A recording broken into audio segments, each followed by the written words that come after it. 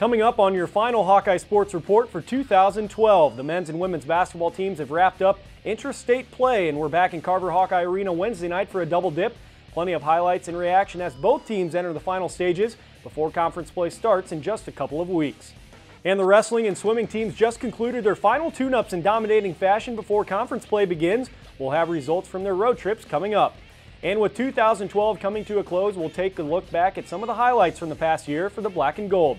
The holidays are right around the corner, and the Hawkeye Sports Report is next. Hello everyone, and welcome into this week's Hawkeye Sports Report. The year is winding down, as is non-conference play for the winter sports teams. The men's basketball team continues to roll. Heading into Wednesday night, they were coming off two of their biggest wins of the season over Iowa State and Northern Iowa. Let's rewind briefly to that Northern Iowa game. That was the opening game of the inaugural Big Four Classic in Des Moines over the weekend. In what was one of Iowa's best shooting performances to date, they beat UNI 80-73 behind Devin Marble's season-high 30 points and freshman Mike Cassell's 23. They shot 48% from behind the arc, knocking down 12 of 25 threes on the day, earning a clean sweep over the Cyclones and Panthers on the year. They returned to the court in Iowa City Wednesday night, looking to remain undefeated at home on the season. Matt Nelson has all the highlights from Wednesday night's matchup with South Carolina State. It was a festive night at Carver Hawkeye Arena, and it was a team effort in the rout of the Bulldogs on this night. First into the highlights, it's Adam Woodbury. The pretty turnaround along the baseline. Woodbury with 6 points on the night and 9 boards. Woodbury misses on this one, but Aaron White is there with one of his 7 rebounds and 2 of his 9 points. Now Mike Gazelle in transition. He had 8 assists.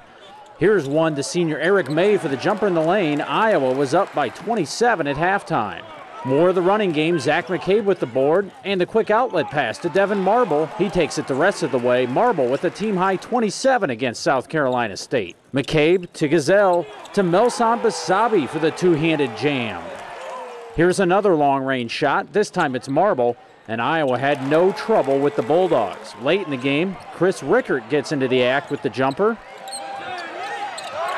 And not to be outdone, 3 of Kyle Denning's 6 points as Iowa improves to 10-2 with the 90-46 win over South Carolina State. At Carver Hawkeye Arena, Matt Nelson, Hawkeye Sports Report.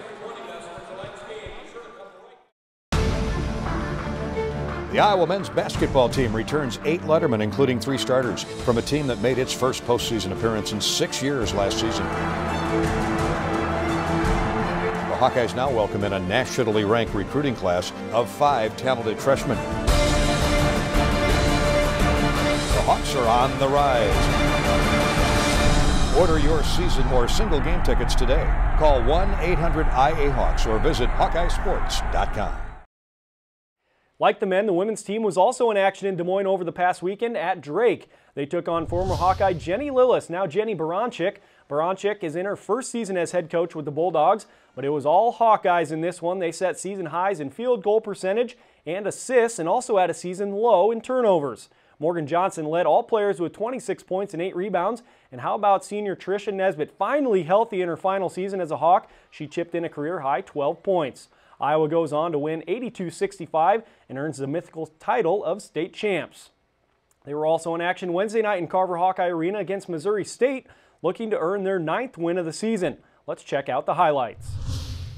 After coming off 3 straight intra-state wins, Iowa hosted the defending Missouri Valley Conference champs Wednesday night, Missouri State, in its final home non-conference contest of the season, and it was all Hawks from the get-go. Iowa jumped out to a 10-2 lead early, and the baskets just kept falling. Every player got in the game, and every player scored. 5 of those players finished in double digits. Kathy Thomas led the way with a career-high 15 points, and sophomore Bethany Doolittle notched her first career double-double, pulling down 12 points and 12 rebounds. Iowa out-rebounded Missouri State 60-38.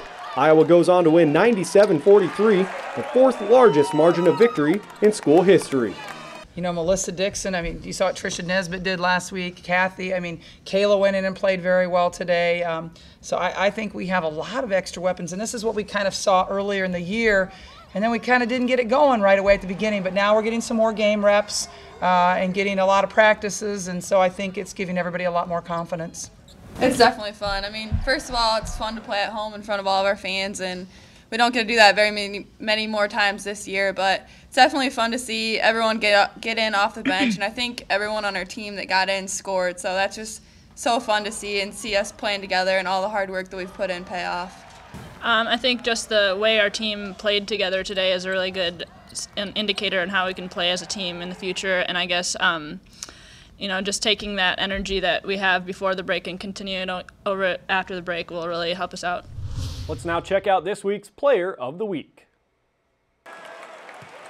Our first player of the week is Devin Marble, the men's basketball team. Marble led Iowa's 80-73 win over Northern Iowa Saturday with 30 points, and he followed that up with a team-high 27 against South Carolina State on Wednesday.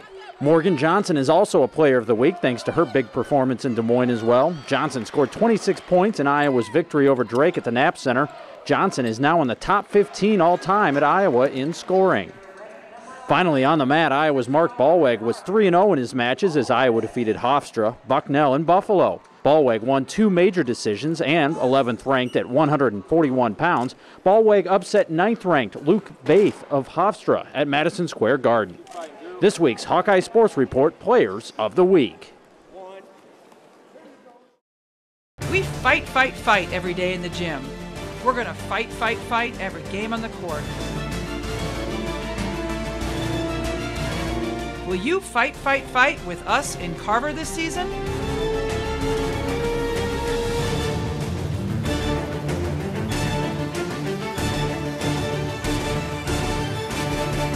This is Hawkeye Women's Basketball. Get your season tickets now. Call 1-800-IA-HAWKS or visit HawkeyeSports.com. Welcome back. The wrestling and swimming teams were both on the road over the last week. The men's and women's swimming and diving teams each earned wins in their double duels with Colorado and Austin colleges. Both teams combined to earn 20 first-place finishes on the night, and the wrestling team was out east in New York for 3 different duels.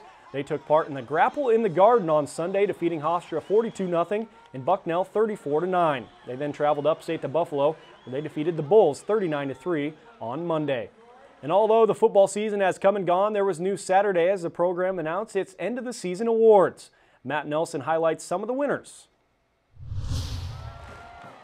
The Roy J. Carver Most Valuable Player Award for 2012 goes to a pair of Hawkeyes, senior center James Ferentz and senior defensive back Micah Hyde. Shortell back to pass. Gaglione forces him upfield. He throws on the run. Incomplete. A great play defensively by Micah Hyde. He got a hand on the ball. 5 Hawkeyes are permanent team captains: James Vandenberg, James Morris, Christian Kirksey, Mike Meyer, and Ferentz. The Extra Heartbeat Award goes to a team member who shows outstanding leadership. Ferentz and Morris share that in 2012. Ferentz and Morris also share the Player's Choice Award, which is voted on by the players. Senior offensive lineman Matt Tobin is the recipient of the Brett Greenwood Award, an award for a walk-on student athlete who embodies the values and behaviors of former Hawk Brett Greenwood. For a complete list of all of the football award winners, visit HawkeyeSports.com. I'm Matt Nelson for Hawkeye Sports Report.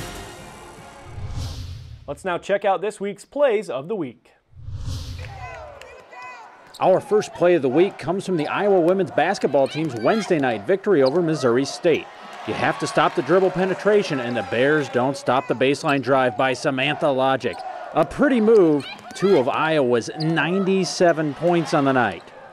In another rout, the Hawks were rolling over South Carolina State in Wednesday's men's game, and late in the game, check out the sequence of blocked shots by Gabe Olaseni. The Bulldogs simply had no answer as they scored just 46 points on the evening. The Hawkeye Sports Report Plays of the Week.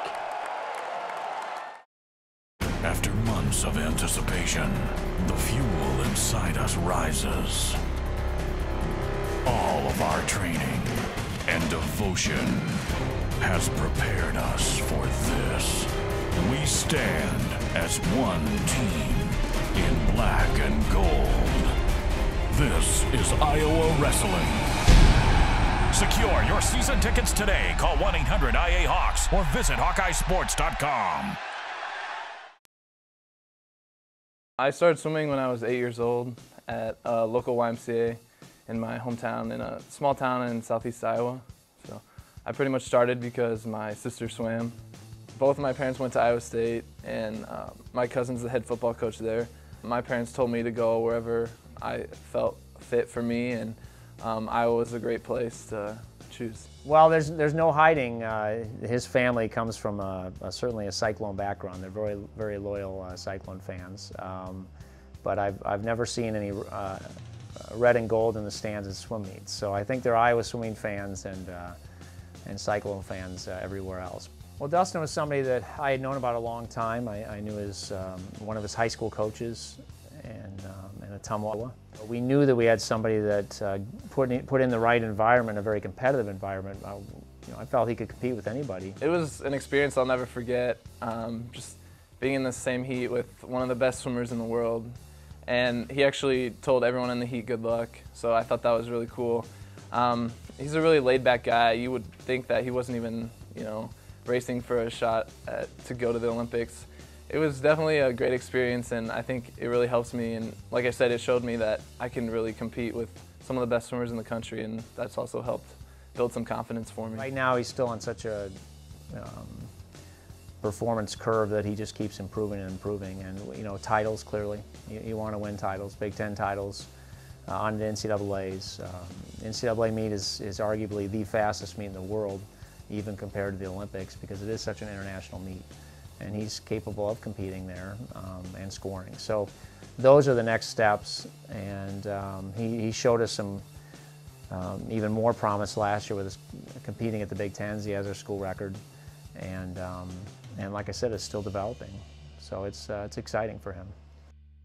We have a certain way of doing things. We see it in the determination of our students, in the classroom, and our fields, in the collaboration among our faculty, that brings great innovation and change, in the vision of our writers, artists, and doctors. Iowa women's gymnastics hosts Ball State, Big Ten foes Michigan State and Minnesota, and in-state rival Iowa State in 2013 at Carver Hawkeye Arena. Season tickets are just $15. Purchase yours today by calling 1-800-IA-HAWKS or online at hawkeyesports.com.